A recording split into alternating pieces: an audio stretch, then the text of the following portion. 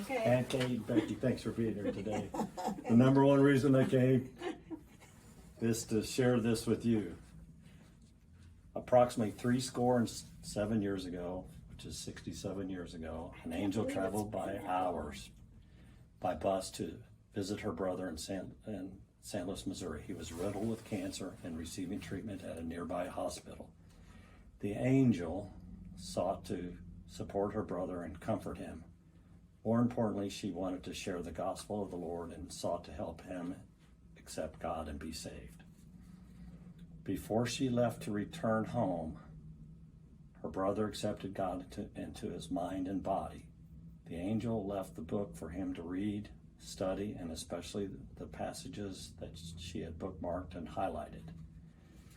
The cancer took him a few months later, and he made it to heaven May of 1958.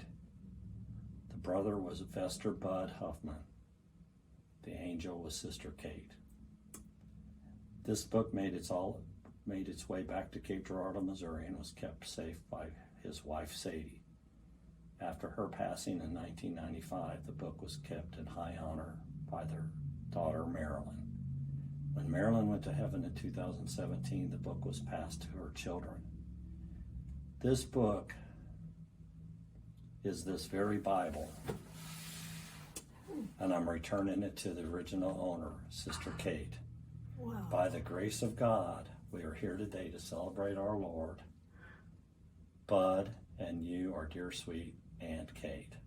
Love you forever for what you did for Bud and so many friends and family. Sherry, Doug, and Steve. So look at this. Wow. Oh my goodness. Oh, I got chills. I do too. Oh, look at the box.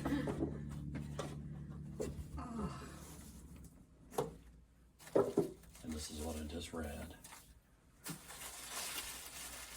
Oh, Mom, look at that. Oh, my goodness. I forgot all about that baby.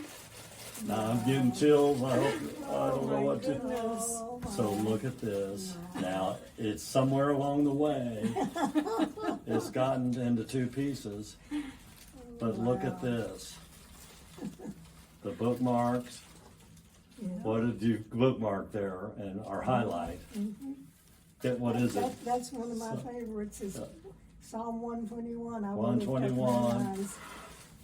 Yep, and there's more in here. I was thinking it was another one further back, but I also I wanted you to see. Look what you had written in there.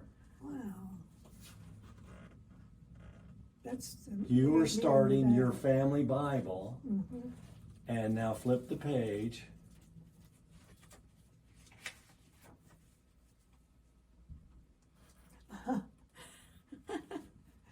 I only got Alan in them.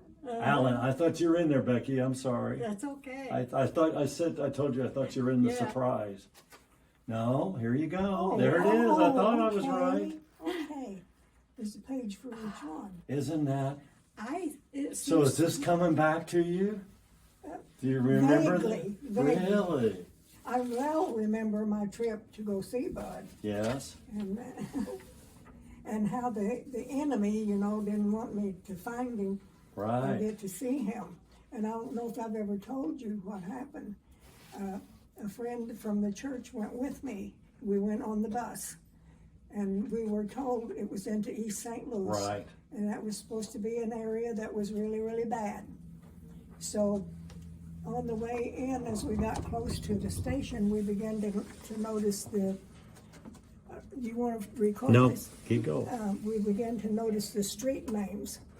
And we noticed that the street he was on was maybe a block from the station. So instead of getting a cab, we walked over there. It was a new house.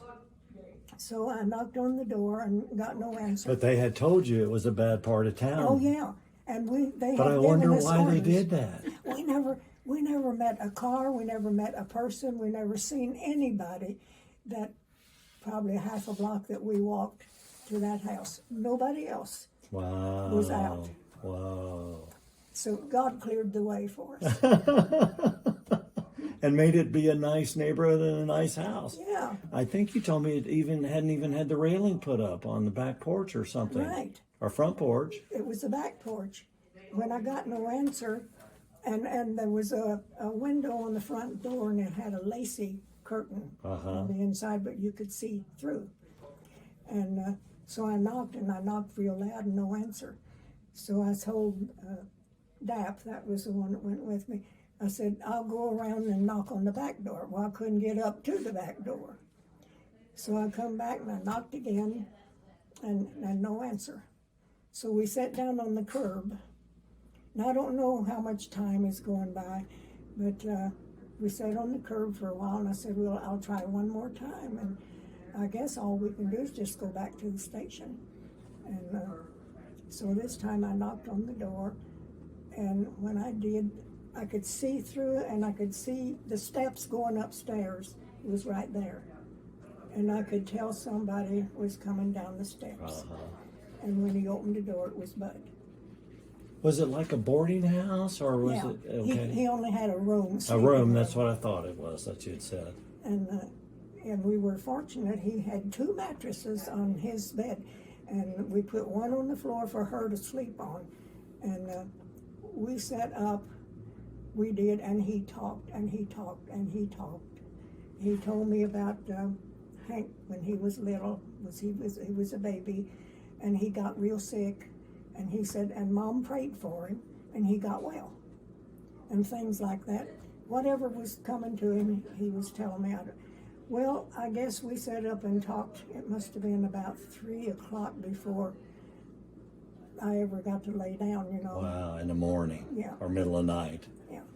But he just talked and talked. But the funny part is, when I first got there and we got upstairs, I said, Bud, I don't have much time, and God sent me down here for you to get saved. Do you want to get saved? And he said, yeah. We knelt down. We knelt down by the bed, and I prayed. First, though, I read the scriptures. I opened up the Bible right to the right scriptures. Wherever I turned, it was right to the Oh right my, scriptures. the ones you wanted, huh? Yeah, well, I hadn't even planned the scriptures. They just opened up there, but it was some I had underlined before. In this book, there's others in there that are underlined. Really? Yes, can you imagine? I was so happy.